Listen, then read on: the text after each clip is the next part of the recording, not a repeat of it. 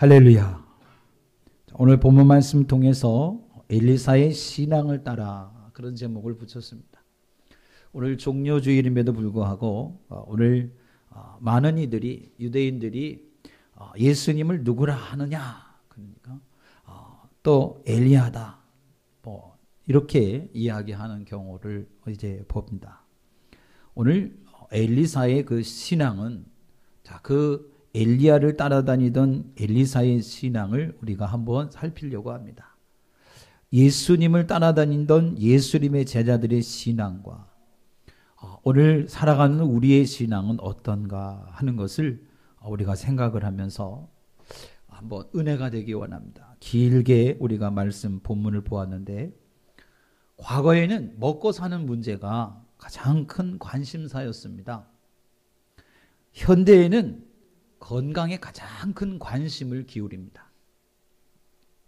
그래서 어떻게 하면 건강하게 살 수 있느냐, 이 질문에 많은 사람들이 아침을 꼭 먹어라, 또 하루에 30분, 뭐 일주일에 3번 이상은 꼭 운동해라, 또 요즘은 담배 끊고 술 마시지 마라, 잠은 이제 푹 자고 6시간, 7시간은 반드시 자라, 뭐 이런 여러 가지 이야기들을 많이 합니다. 그래서 온갖 건강한 비결에 대해서 말들을 하는데, 그러다 보니까 당연히 요즘은 뭐예요? 이 몸짱이 인기입니다. 얼마 전만 해도 젊은 사람들 사이에는 그랬어요. 성격이 나쁜 건 참아도 얼굴 못생긴 건 못 참는다, 그런 보통 사람들이 그런 말로 유행을 했어요. 그런데 요즘은 그래요. 얼굴 못생긴 건 참아도 몸매가 안 예쁜 건 못 참겠다, 그런 사람들이 생겨납니다. 자, 그래서 다시 말하면 이 우리 몸에 대해서 지대한 관심을 기울인다고 하는 거예요. 오늘날 우리 한국은 이제 외모 지상주의의 대표적인 나라가 되었습니다. 그래서 많은 나라들이 이야기를 하죠. 한국 여성이 예쁘고 화장하고 꾸미는 것이 뛰어난 것으로 이렇게 모두 평가를 합니다. 예쁘게 가꾸는 것이 나쁜 것이 아닙니다. 그런데 지나치게 외모에 관심을 가지면 역시 그것 또한 좋은 모습은 아니라는 겁니다. 11시 예배에 오늘 나오기 위해서 준비만 무려 3시간 하는 자매 얘기를 들려드리려고 합니다. 기도로 준비할까요? 그게 아니었어요. 아침에 일찍 일어나서 11시 예배에 오려고 목욕하고 화장하고 밥 먹고 하는데 소요시간이 무려 3시간이 훌쩍 넘어가는 겁니다. 자, 물론 좋게 생각할 수도 있지만 중심이 어디 있느냐 하는 것이 문제입니다. 관심이 신앙적 생활에 있는 것이 아니라 교회에 나오는 사람들에게 두기 때문에 누가 봐도 시간 낭비라, 이렇게밖에는 생각이 되지 않지요. 예수 믿는 사람이 다른 것이 뭘까요? 우리 내면의 변화가 있느냐 하는 것입니다.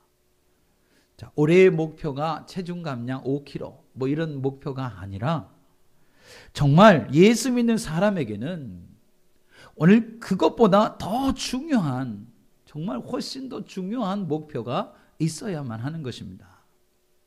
적어도 예수 믿는다면 예수님 때문에 불편한 것이 있어야 하고, 살이 쪄서 힘든 것보다 실은 영적으로 성장하지 못한 이것이 더 힘들어해야 하는 것입니다. 그런데 아무 느낌이 없다는 거예요. 영적인 민감함이 전혀 없다는 거예요. 아름다운 몸매를 가꾸는 것 이상으로 사실 신앙의 내면이 오늘 새롭게 가꾸어져야 한다, 그런 말이에요. 여러분, 어떤 신앙의 모습을 가지고 있습니까?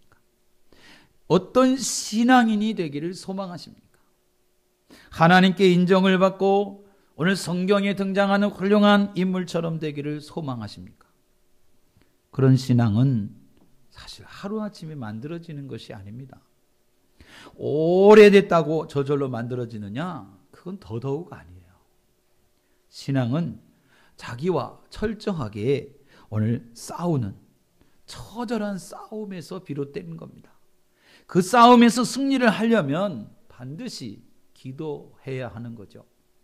어떤 사람도 하루에 한두 시간씩 무릎을 꿇고 앉아 기도하는 거 쉽지 않습니다. 그래서 기도는 우리 그래요. 본성과의 싸움이라 이렇게 말합니다. 본성인 육신의 정욕과 소욕들을 쳐서 복종시키지 않으면 기도하기가 어렵다는 거죠. 그래서 기도는 어떤 것이든 성도의 생활 속에 필연적인 겁니다. 이 때문에 기도는 절대로 특별한 은사가 아니에요. 은사 있는 사람만 몇 시간씩 앉아서 기도하는 그런 것이 아닙니다. 기도는 변화되기를 갈망하는 사람이라면 오늘 다 할 수 있는 것이에요. 사람은 누구나 무릎 꿇는 것보다는 일어서서 행동하기를 더 좋아하고 편해. 그런 본성대로 움직입니다. 그래서 기도가 쉽지 않고 이 때문에 기도는 그런 본성을 거절하고 끝까지 무릎을 꿇을 수 있는 사람이 할 수 있습니다. 기도를 잘하고 못하고는 그렇게 중요한 것이 아닙니다. 하나님 앞에서 무릎을 꿇고 있다는 그 사실 한 가지만으로도 이미 우리는 기도의 능력을 경험하고 있는 거예요. 이런 기도의 과정을 통해서 육신의 욕망을 철저하게 깨뜨리고 사욕을 죽이고 그리스도로 옷 입고 성령의 능력을 힘입었을 때 그가 세상을 변화시키는 신앙인이 되는 겁니다.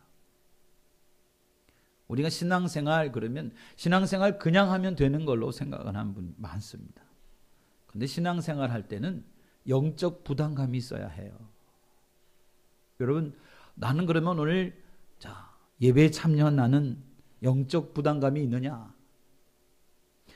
그런 부담감을 오늘 본문 속에 나타나는 엘리사에게서 발견할 수 있습니다. 엘리사는 적어도 하나님 앞에서 영적인 것을 추구하며 살려고 정말로 애를 썼던 사람 중에 하나입니다. 가만히 있어도 사실은 최고의 지도자가 될 수 있었어요. 그는 자기를 가만히 두면 모든 사람들이 이스라엘의 최고의 지도자로 인정하는 그런 사람입니다. 그런데 그는 자신을 가만두지 않습니다. 오늘 말씀 보면 그가 어떤 행동을 합니까? 하나님의 일에 대한 거룩한 부담감을 가지고 자기 삶에 최선을 다하는 이 엘리사의 모습을 통해서 과연 이 시대를 살아가는 우리 그리스도인은 어떤 자세로 신앙생활을 할 것인가? 우리가 몇 가지만 살펴보려고 합니다. 첫째는 머물지 않는 신앙인이 돼야 됩니다.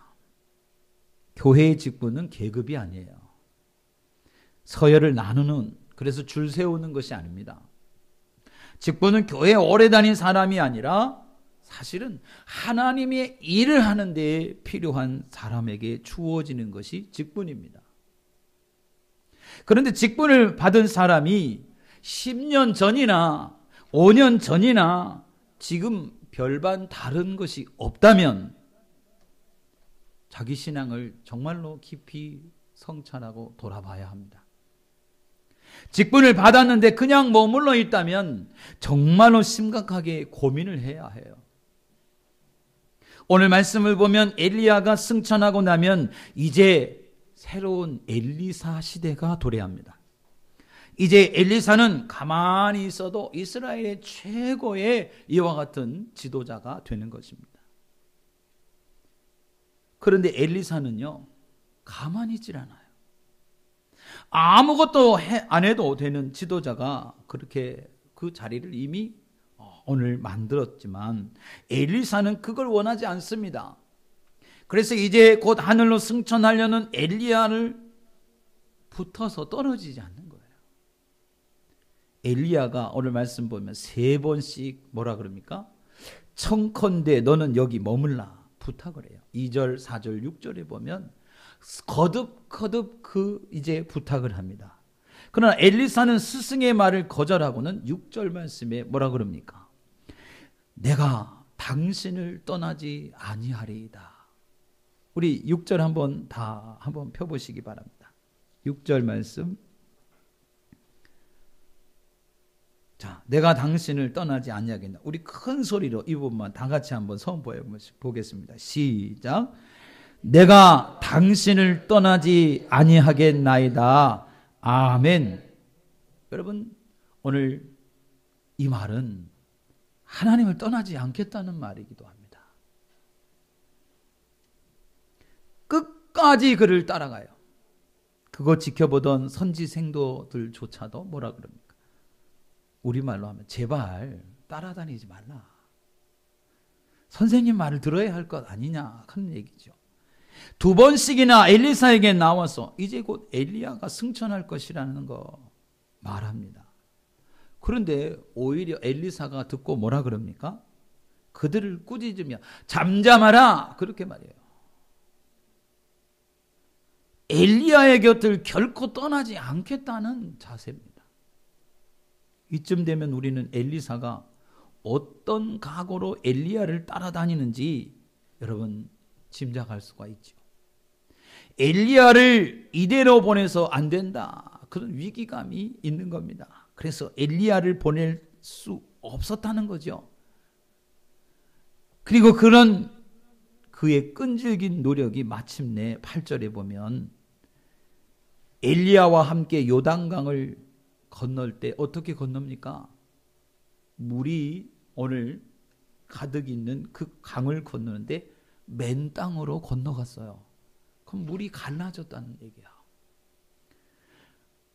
이렇게 끈질기게 따라다니니까 여러분 물이 갈라지는 그곳을 지나가는 기적을 체험하는 것은 아무나 하는 게 아니에요.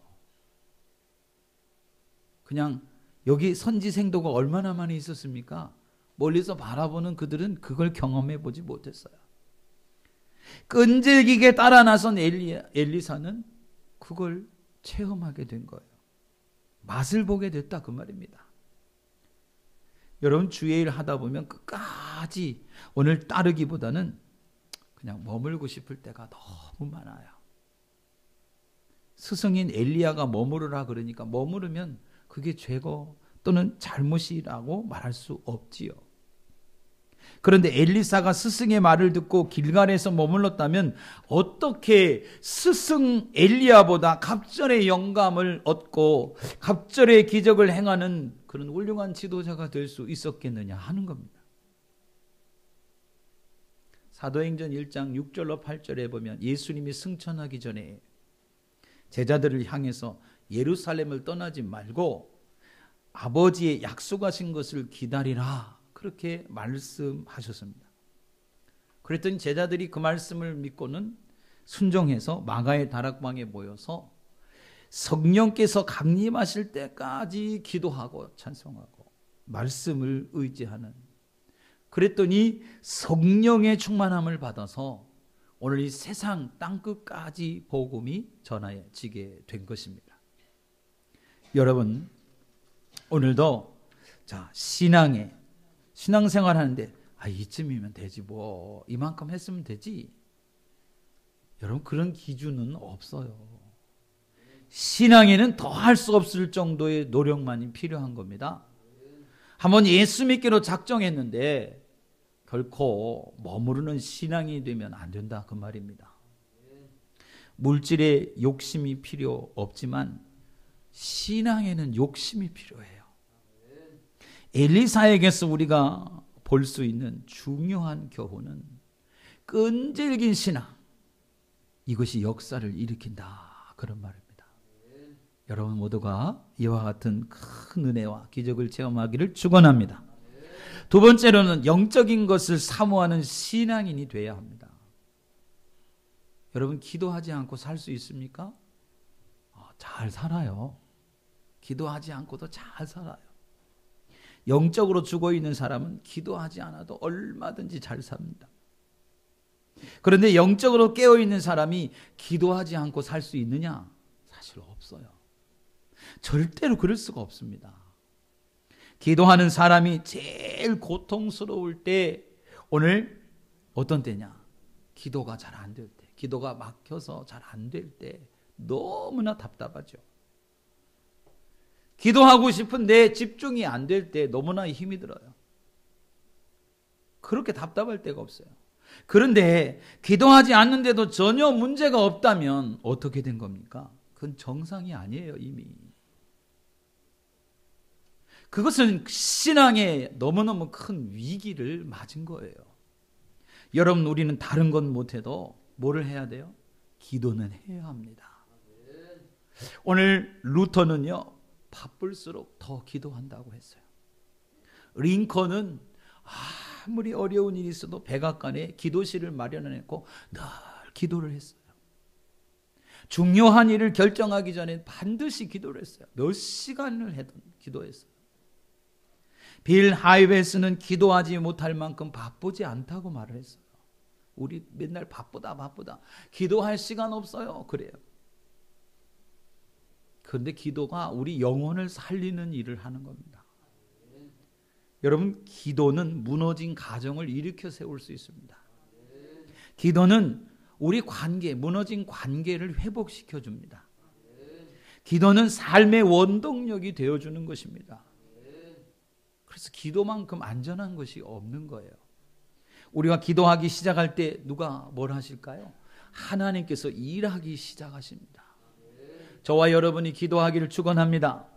예레미야 33장 3절 말씀에 너는 내게 부르짖으라 내가 내게 응답하겠고 그랬어요. 내가 알지 못하는 크고 비밀한 일을 내게 보이리라 그렇게 말했어요. 하나님 기도하면 못 들은 척 하지 못하십니다. 우리 부르짖는 기도, 자녀가 눈물을 흘리며 기도하는데 반드시 응답하시는 하나님이시라고 하는 거예요. 여러분, 영적인 사람은 영적인 사람으로 살아야 됩니다. 영적인 힘을 가지고 살아야 해요. 근데 하나님의 일은 영적인 이런 일이라는 거죠. 그래서 영적인 일을 세상의 방법과 기준으로는 할 수가 없는 거예요. 그래서 하나님의 일은 맡은 사람들이 더 많이 기도할 수밖에 없는 겁니다. 자, 오늘 주인공인 엘리사는요, 관심이 온통 영적인 삶에 관심이 있어요. 그래서 엘리야가 주께서 나를 데려가시기 전에 9절 말씀 보면 내가 너에게 해줄 수 있는 것을 구하라고 말합니다. 그랬더니 그 말 떨어지자마자 머뭇거림도 없이 뭐라 그럽니까? 당신의 영감이 내게 갑절이 있기를 구한다고 말했어요. 우리가 오늘 여러분 하나님께서 내가 내게 무엇을 해줄꼬? 이렇게 물으시면 여러분 뭐라고 대답하시겠습니까? 조금 이따가 대답할게요. 생각해보고 대답할게요. 여러 가지 한번 계산해보고 대답할게요. 그러실 수 있겠습니까? 하나님의 자녀라면 적어도 그 말이 떨어지자마자 구할 수 있는 그런 분명하고 확실한 기도가 돼야 합니다. 여러분, 근데 제일 중요한 게 뭘까요? 하나님의 자녀가 하나님의 영감을 구해야 하지 않겠느냐는 거예요. 이 말을 들은 엘리야가 내가 어려운 일을 구한다고 그래요. 자, 왜 그런 대답을 합니까? 그건 자기가 해줄 수 있는 게 아니었어요. 오늘 갑절의 영감을 구하는 그 엘리사의 그 구하는 것은 자기 소관이 아니죠, 사실은. 그런데 이 간구가 엘리사에게 꼭 필요한 것이었습니다. 당시 엘리야가 가지고 있던 영향력은 너무너무 큰 거예요. 엘리사는 자기는 너무 보잘것없는 사람이죠. 결국 엘리야는 엘리사 눈앞에서 보는 대로 하늘로 올라갔어요. 그래서 엘리야가 뭐라고 말합니까? 그거 지켜보면 내게 갑절의 영감이 임할 거라 그랬어요. 그랬더니 15절에 보면 엘리야가 소원대로 오늘 엘리사가 갑절의 영감을 얻게 됐습니다. 여러분, 기도는 우리 본성에 채찍질하는 것이 됩니다. 기도할 수 없게 만드는 우리 악한 습관을 바꾸는 것이 되는 거예요. 그래서 기도로 우리 이 세상적, 세속적 고리를 끊을 수 있고 하나님께서 주신 새로운 마음으로 우리 새 시대를 개척해 나갈 수 있는 그런 능력이 오늘 우리 모두에게 필요하다고 하는 것입니다. 다른 건 다 놓쳐도 기도하는 일을 놓쳐서는 안 된다. 그런 말이에요. 기도하지 않고 신앙생활 불가능합니다. 여러분, 신앙인은 영적인 것을 구하며 사는 사람이라고 하는 것, 여러분 오늘 영적인 삶을 구하며 살아가시길 축원합니다. 마지막으로 세 번째는 우리가 필요합니까? 오늘 자, 우리에게 주님이 필요합니까? 여러분, 받은 대로 일하는 신앙인이 되자, 그런 말이에요. 여러분, 우리 한번 다시 질문해 보겠습니다. 주님이 우리에게 정말 우리가 주님이 필요하냐, 아니면 주님이 우리가 필요할까요? 어떻습니까, 여러분? 자, 물론 둘 다 필요한 거 맞습니다. 그런데 좀 더 성숙한 신앙인이 됐다면 중요한 것은 주님에게 필요한 사람이 될 수 있어야 되겠죠. 엘리사는 그 바람대로 갑절의 영감을 받았습니다. 그리고 하나님 말씀을 증거하는 선지자의 삶을 살기 시작했어요. 여리고성에 가보니까 사람들이 물이 좋지 않아 가지고 이야기를 들으니까 모든 식물 또는 모든 곡식 내지는 어떤 작물도 이게 열매를 맺지 않는다는 거예요. 그래서 이 열매를 익어야 그것이 결실을 가진 것을 가지고 먹고 살 수 있고 삶을 살 수 있는데, 이게 아니 열매를 맺다가 그냥 떨어져 버리니까 이걸 어디다 쓰겠습니까? 그래서 그쪽에 모든 그 사람들이 고민을 하고 괴로워하는 거죠. 그런데 이 말을 들은 엘리사가 뭐라 그럽니까?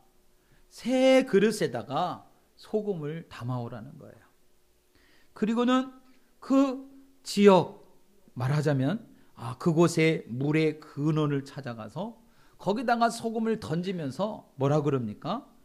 여호와의 말씀이, 여러분 뭐예요? 여호와의 말씀이 내가 이 물을 고쳤으니 이로 쫓아 다시는 죽음이나 토산이 익지 못하고 떨어짐이 없을지니라. 선포해요, 말씀을. 하나님의 말씀을 선포합니다. 그리고는 그 말대로 어떻게 됐다는 거예요? 그 물이 고쳐졌어요. 쉬운 말로 하면 건강한 물이 됐다, 그 말입니다. 이것이 엘리사가 행한 두 번째 기적이에요. 첫 번째는 뭐예요? 엘리야의 겉옷이 승천하면서 떨어지니까 그걸 가져다가 다시 어때요? 요단 강물을 탁 쳤더니 어때요? 이게 갈라졌어요, 강물이. 그래서 걸어오는 것을 또 체험하게 된 거죠. 확신을 보게 된 겁니다. 하나님께서 우리에게 지식을 또는 물질을, 은혜를 주시는 이유가 뭘까요? 내게 일을 잘 되게 해서 물질을 많이 주시는 이유는 뭘까요? 한마디로 그러면 지식을 쌓을 수 있는, 공부할 수 있는 기회를 주시는 그 기회는 뭐 때문에 오늘 공부를 할 수 있게 할까요? 왜 하나님이 많은 사람 중에서 내게 은혜를 베풀어 주시는 걸까요? 그 이유는 일을 하라는 거예요. 일을 하라. 엘리사는 하나님께서 주신 갑절의 영감을 가지고 일을 하기 시작할 때 엄청난 기적을 일으켰습니다. 그래서 제가 몇 가지를 찾았어요. 첫째는 열왕기하 4장 7절에 보시면 선지자 생도의 아내에게 뭘 주었습니까? 기름을 주면서 기름이 떨어지지 않는 그런 역사가 일어났어요. 그래서 그걸 팔아서 빚을 다 갚고 먹고 살게 했습니다. 또 하나는 열왕기하 4장 17절로 35절에 보면 사렙지방 여인에게 아들을 낳게 했어요. 여러분, 아들 이와 같이 낳는 게 쉬운 일이 아니잖아요. 아들을 낳게 했어요. 자식을 낳을 수 없는 사람에게 아들을 낳게 하고 그 아들이 그런데 얼마 있다가 또 죽었어요. 근데 그 아들을 다시 또 살려냈어요. 얼마나 놀라운 일입니까? 또 하나는 열왕기하 4장 41절에 우물물에 마실 수 없는 물에 독이 들었어요.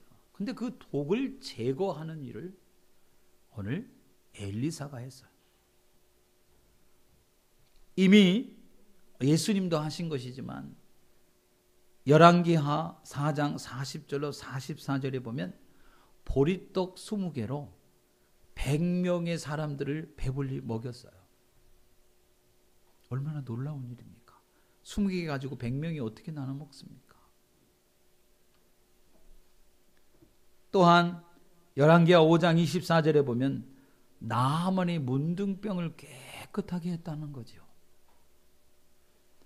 열왕기하 6장 6절에 보면 물에 빠진 도끼가 물에 떠올랐어요. 여러분, 도끼가 떠오를 수 있습니까? 불가능한 얘기야. 도끼가 떠올랐어요. 열왕기하 6장 17절에 보면 사한의 눈을 열어서 오늘 불말과 불병거가 산에 가득 엘리사를 호위하는 것을 볼 수 있게 만들었어요. 더 놀라운 사건 하나 더 이야기하고 마치겠습니다. 열왕기하 13장 2절로 21절을 가만히 살펴보시면 엘리사가 죽었어요. 자기 일을 다 하고 죽었습니다.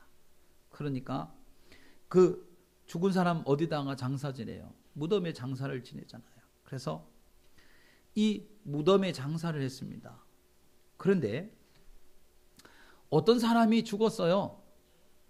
그래서 그 죽은 시신을 엘리사의 무덤에 던져 넣었어요. 그랬더니 그 뼈가 죽은 사람 몸이 그 엘리사의 뼈에 닿으니까 그 죽은 사람이 살아났어요. 어떻게 이런 일이 일어날 수 있겠습니까? 엄청나게 놀라운 사건이지요. 왜 이와 같은 이야기를 했느냐? 하나님께서 우리에게 물질을 부어주시면 그 부어주실 때 우리는 생각할 수 있어야 하지요. 나 혼자 잘 먹고 잘 살라고 부어주는 게 아니에요. 왜 하나님이 나에게 이런 물질을 주시는가? 고민하셔야 합니다. 하나님께서 계속 내가 공부하고 지식을 쌓을 수 있는 기회를 준다면 그것을 통해서 하나님 나라를 어떻게 세워갈 것인가를 고민해야 해요. 자기 혼자 배우고 만족하라는 것이 아닙니다. 오늘 자기 혼자 즐겁고 평안하라고 하는 것이 아니에요. 자기의 급한 일부터 해결하라는 것이 아닙니다. 하나님께서 우리에게 높은 지위와 명예를 주시는 이유는 하나님께서 왜 우리를 그런 자리에 세우시는지 고민하고 또 생각해 봐야 해요. 그렇지 않으면 하나님의 뜻을 알 수가 없는 것입니다. 오늘 여러분 하나님 앞에 내가 무엇을 구하고 있습니까?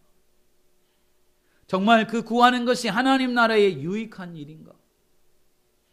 아니면 나에게 유익한 것인가? 여전히 거기 머물러 있느냐 하는 겁니다. 만일 하나님께서 그 기도에 응답해 주셨다면 여러분은 그것을 가지고 무엇을 할 것인가 하는 거예요. 정말 내가 하려고 하는 그 일이 하나님께는 기쁨이 될 수 있는가 고민해야 해요.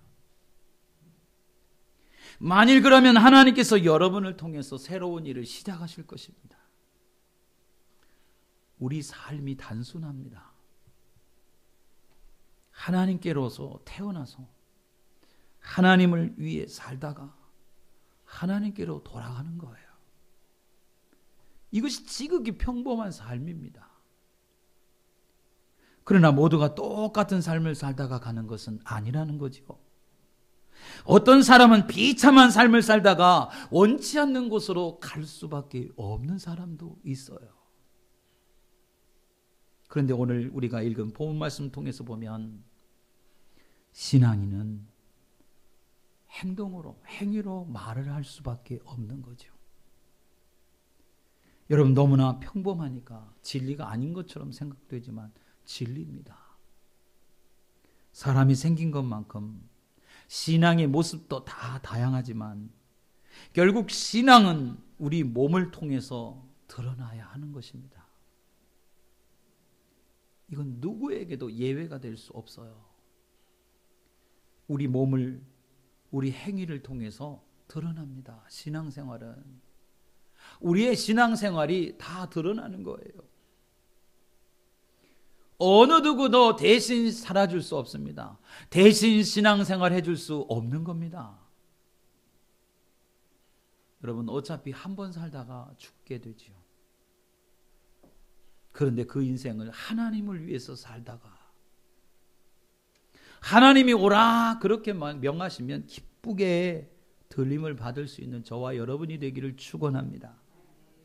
정말로 주님께 꼭 필요한 사람 되시는 여러분 되시기를 주님의 이름으로 축원합니다. 기도드리겠습니다. 살아계신 하나님,